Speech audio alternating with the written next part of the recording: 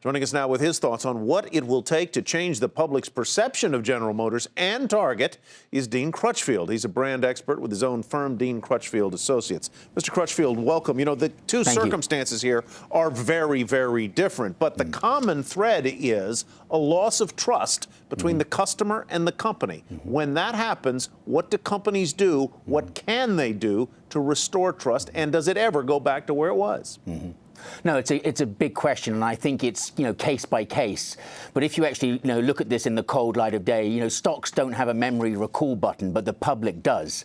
So that's the big issue for them: is how can they translate truthful information to the public so that they can weigh up the options and make decisions as to what's happened. I think at the moment none of us can believe what's going on here. I mean, I think GM stands for ghastly mess. It's an absolute outrage what's happened. These are two major brands with major roles in our economy and major roles in our society, and both of them have a promise to customers to keep them safe, whether it's their data or their motor car, and both of them have failed abysmally in delivering that. So can they rebuild their reputation, and if so, how long will it take? What do they have to do? Well, to do this, it's about providing information. Right now, the court of a public opinion is outside waiting to come in. So it's about the information that we deserve. Now, Target provided information, and now we're finding the numbers could be double. So that brings a lot of suspicion and concern as to what truly did Target know. So we need to dig deeper. With GM, it's a different case altogether, because there's a possibility of cover-up, which has more sinister implications. So the two big things that are risk for the companies are, one, firms that go through deep crisis can lose up to 20% of their revenue based on research. So that could have a big hit, but also their reputation takes a major slam, and that can take a long time to get over.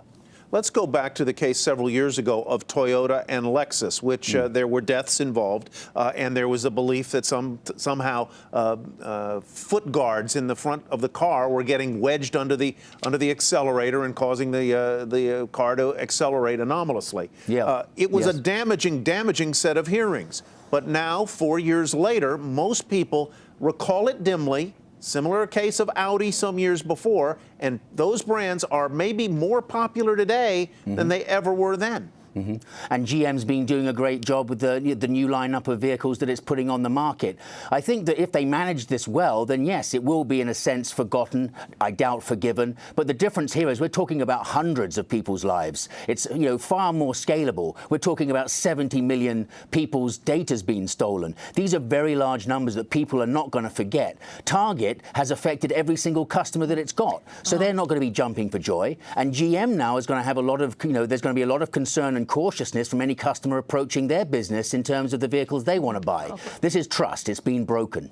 Dean, real quickly, in 30 seconds or less, is there a corporate role model of somebody that was in this kind of a situation and did everything right as far as customers were involved?